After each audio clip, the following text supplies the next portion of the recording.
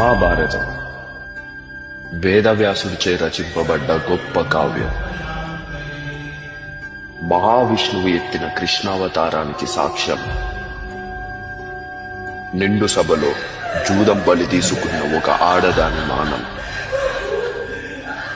రాజ్యం కోసం అన్నదమ్ములే కోరుకున్న కురుక్షేత్రం.